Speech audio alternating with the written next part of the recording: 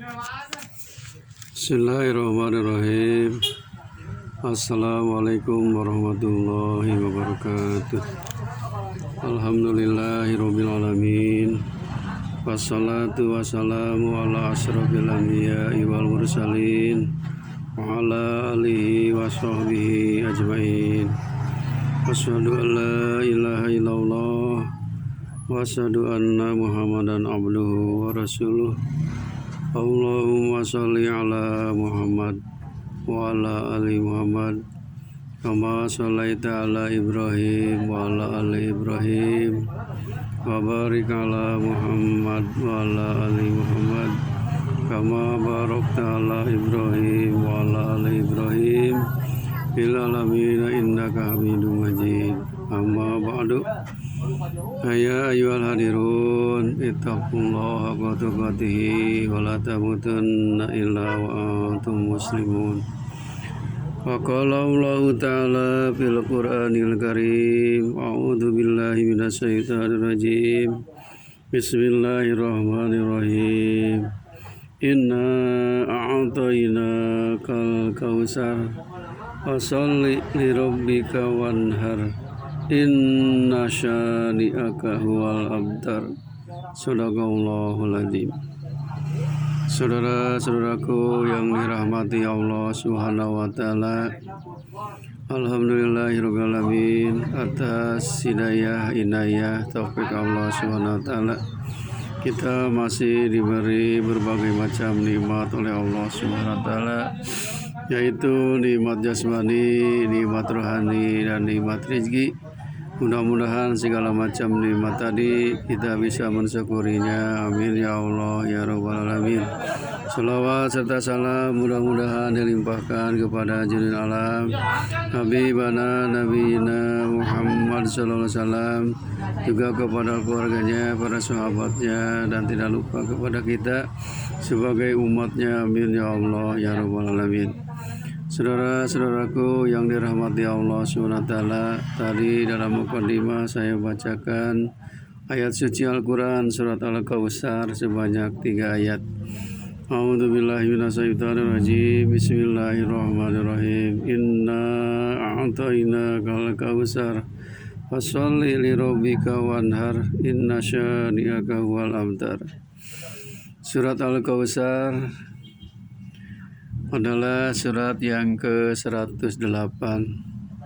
Ayatnya ada 3 ayat.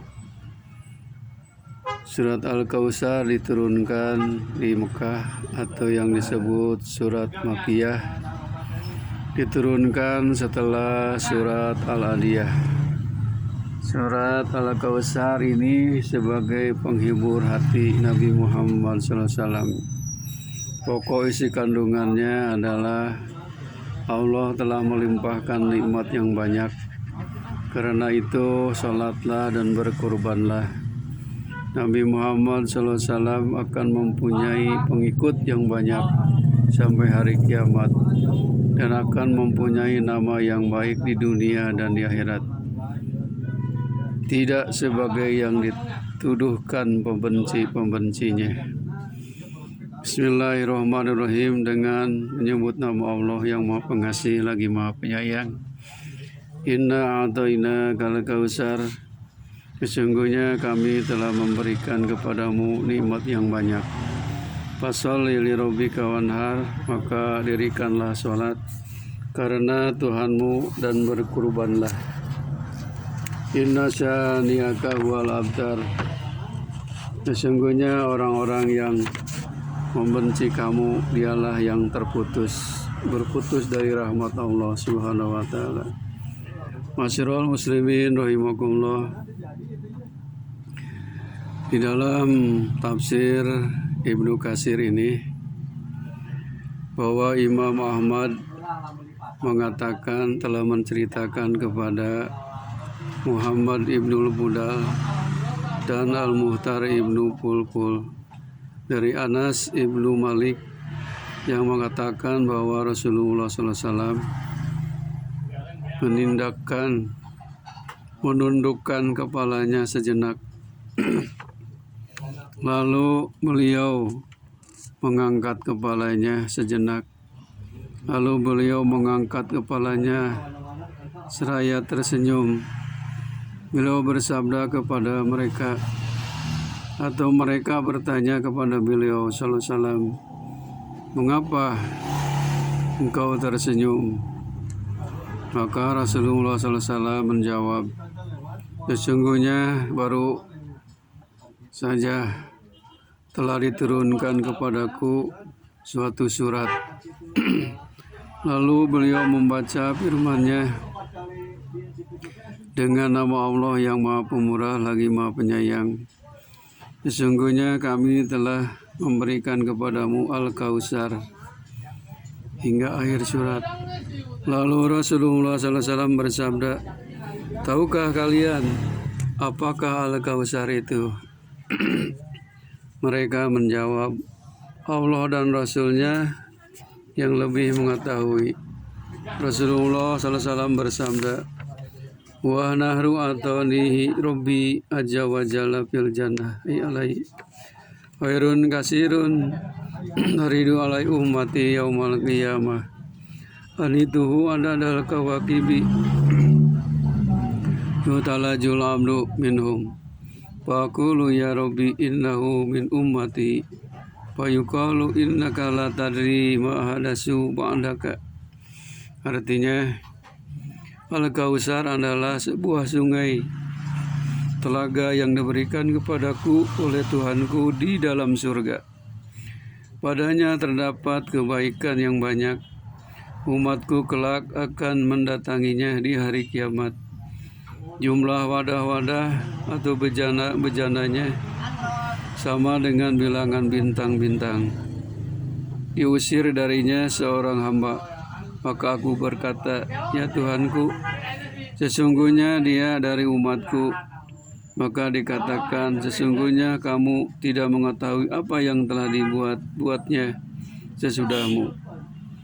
Hal yang sama telah diriwayatkan oleh Imam Ahmad dengan sanad sulasi ini, dan juga konteks yang sama dari Muhammad ibnu Budal, dari Al-Muhtar ibnu Pulpul, dari Anas bin Malik.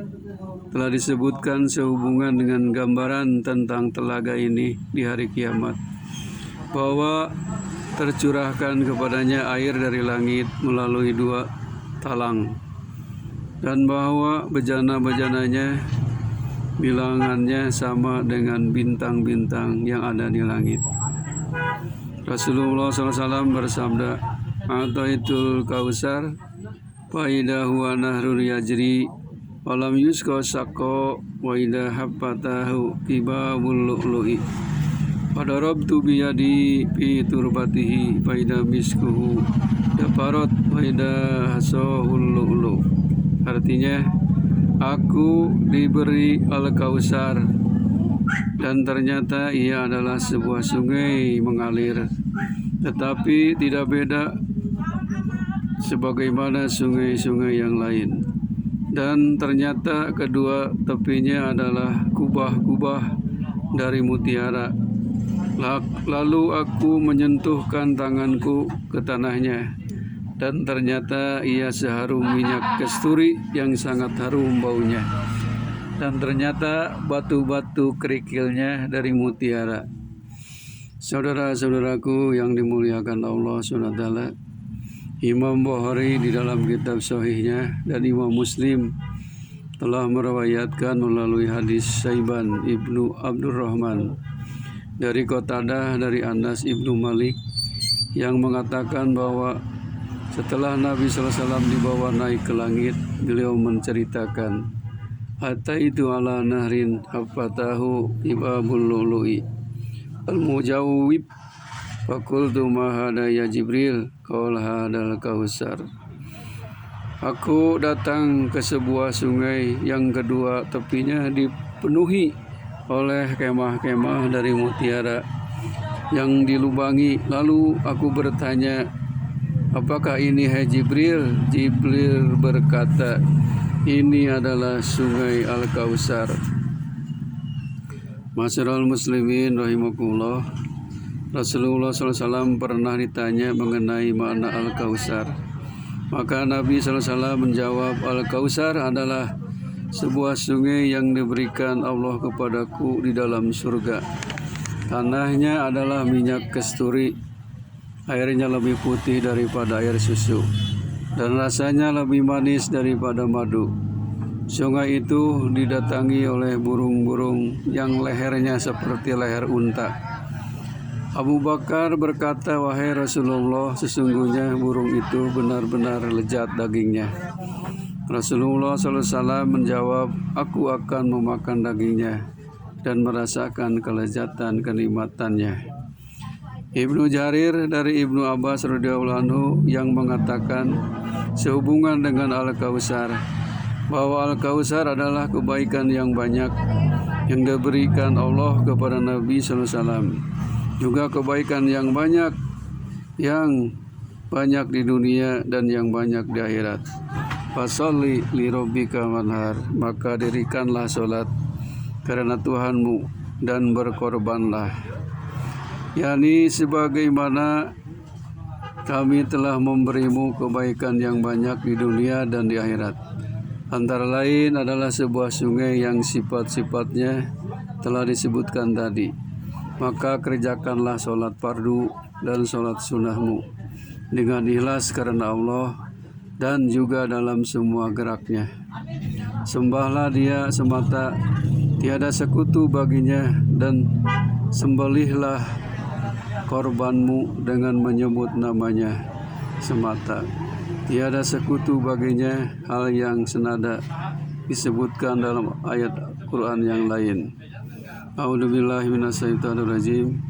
Qul inna sholati wa nusuki wa mahyaya wa mamati lillahi rabbil alamin la syarika lahu wa bidzalika umirtu wa ana awwalul muslimin. Artinya, katakanlah sesungguhnya sholatku, ibadahku, hidupku dan matiku hanyalah untuk Allah, Tuhan semesta alam. Tiada sekutu baginya, dan demikian itulah diperintahkan kepadaku, dan aku adalah orang yang pertama-tama menyerahkan diri kepada Allah.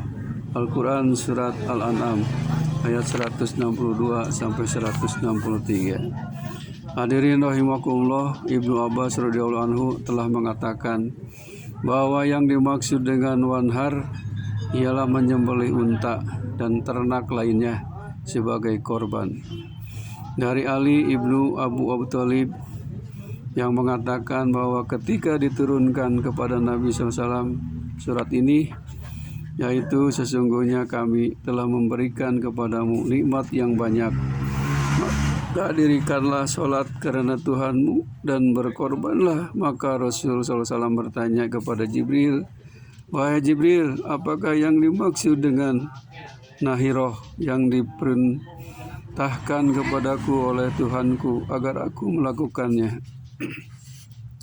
Jibril menjawab, bukan nahirah, tetapi Dia memerintahkan kepadamu apabila berihram untuk sholat, angkatlah kedua tanganmu saat mengucapkan takbir dan saat engkau ruku dan apabila engkau akan sujud, karena sesungguhnya itulah sholat kita dan sholat para malaikat yang ada di 7 langit. Sesungguhnya tiap-tiap sesuatu itu mempunyai perhiasan, dan perhiasan sholat ialah mengangkat kedua tangan di saat takbir. Rasulullah SAW bersabda, seusai sholat Idul Adha, segera menyembelih kurbannya. Barang siapa yang sholat seperti sholat kami dan menyembelih kurban seperti kami menyembelih kurban, maka sesungguhnya dia telah menunaikan kurbannya. Dan barang siapa yang menyembelih kurban sebelum sholat hari raya, maka tiada kurban baginya. Ayat selanjutnya, inna syani'aka huwal abtar, sesungguhnya orang-orang yang membenci kamu dialah yang terputus. yakni sesungguhnya orang yang membenci kamu Muhammad dan benci kepada petunjuk kebenaran, bukti yang jelas dan cahaya terang yang kamu sampaikan, dialah yang terputus lagi terhina, direndahkan dan terputus sebutannya. Ibnu Abbas mengatakan bahwa ayat ini diturunkan berkenaan dengan Al-As ibnu Wa'il, bahwa kalau disebutkan nama Rasulullah SAW, ia mengatakan biarkanlah dia, karena sesungguhnya dia adalah seorang lelaki yang terputus, tidak mempunyai keturunan. Apabila dia mati, maka terputuslah sebutannya. Maka Allah SWT menurunkan surat ini. Diriwayatkan oleh Al-Bazzar bahwa surat ini diturunkan berkenaan dengan Abu Lahab. Demikian itu terjadi ketika putra Rasulullah SAW meninggal dunia. Maka Abu Lahab pergi menemui orang-orang musyrik dan berkata kepada mereka, "Tadi malam Muhammad terputus keturunannya." Maka Allah SWT menurunkan ayat, "Sesungguhnya orang-orang yang membenci kamu dialah yang terputus." Masyrul muslimin rahimakumullah.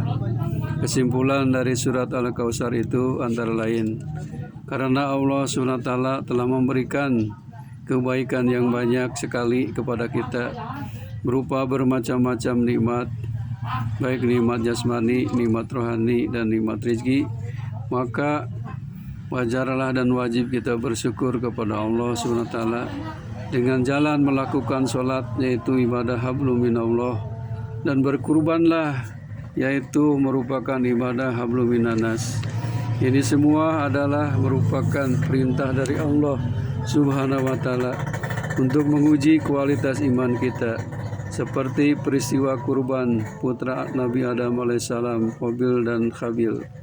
Kemudian kurban Nabi Ibrahim alaihissalam dan anaknya Nabi Ismail alaihissalam, yang akhirnya diteruskan oleh Nabi kita Nabi Muhammad SAW untuk selalu berkurban di jalan Allah, baik dengan harta, tenaga, maupun pikiran atau ilmu.